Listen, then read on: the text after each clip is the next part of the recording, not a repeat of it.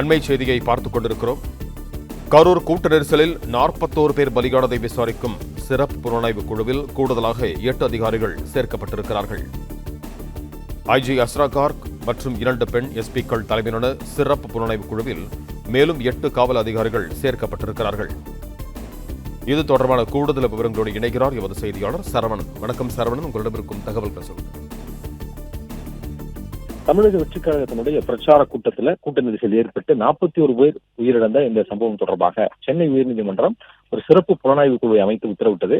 இதுல வடக்கு மண்டல ஐஜி அஸ்ரா கர்க், 2 பெண் எஸ்பிக்கள், நாமக்கல் மாவட்ட எஸ்பி விமலா மற்றும் civil supply CID SP Shyamala Devi, இந்த 3 பேர் கொண்ட இந்த சிறப்பு புலனாய்வு குழுல அமைத்து அது விசாரணை நடத்துவதற்கு உத்தரவிட்டது. இந்த நிலையில் தான் அதில் கூடுதலாக 8 அதிகாரிகள் சேர்க்கப்பட்டிருக்கிறார்கள். ஏடிஎஸ்பி, டிஎஸ்பி, ஆய்வாளர்கள் பொறுப்பில் இருக்கக்கூடிய 8 அதிகாரிகள் இந்த குழுவில் சேர்க்கப்பட்டிருக்கிறார்கள். நீதிமன்றம் ஐஜி அஸ்ரா கர்க்கும் 2 பெண் எஸ்பிக்களையும் அமைத்துதான் அந்த சிறப்பு புலனாய்வு குழு உத்தரவிட்டது. தேவைப்பட்டால் அதுல மேலும் சில அதிகாரிகளை நீங்கள் அதில் சேர்த்துக் கொள்ளலாம் என்றும் இந்த உத்தரவில் இருக்கிறது.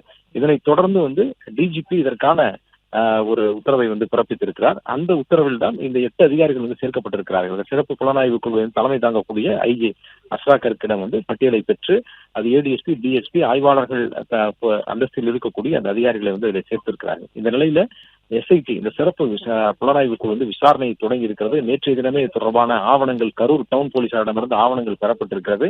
விசாரணை தொடங்கி இருக்கக்கூடிய நிலை ஐஜி அஸ்ரா கர்க் உள்ளிட்ட அதிகாரிகள் தற்போது கரூருக்கு சென்றிருக்கிறார்கள். கரூரிலே இன்னும் சிறிது நேரத்தில் அங்க ஒரு ஆலோசனை கூட்டம் அதிகாரிகளிடம் ஒரு ஆலோசனை நடத்த இருக்கிறார்கள். இதுவரை நடத்தப்பட்ட விசாரணை என்ன, எடுக்கப்பட்ட நடவடிக்கைகள் என்ன, அடுத்த கட்டமாக செய்ய வேண்டிய நடவடிக்கைகள், யாரெல்லாம் விசாரித்திருக்கிறார்கள், சாட்சிகளாக யாரெல்லாம் விசாரித்திருக்கிறார்கள், ஆவணங்கள் இதுவரை என்னென்ன ஆவணங்கள் எடுக்கப்பட்டிருக்கிறது, யாரிடமெல்லாம் வாக்குமூலம் பெற்றிருக்கிறார்கள், இவற்றையெல்லாம் வைத்து ஆலோசனை நடத்தி அடுத்த கட்டமாக சிறப்பு விசாரணை குழு இன்றிலிருந்தே விசாரணை தீவிரப்படுத்துகிறது.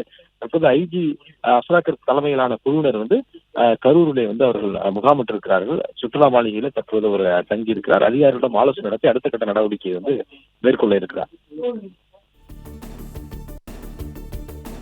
பிளே ஸ்டோர் மற்றும் ஆப் ஸ்டோரில் இருந்து பாலிமர் செயலியை QR கோடு மூலம் பதிவிறக்கம் செய்யுங்கள். செய்திகளை உடனுக்குடன் பெறுங்கள்.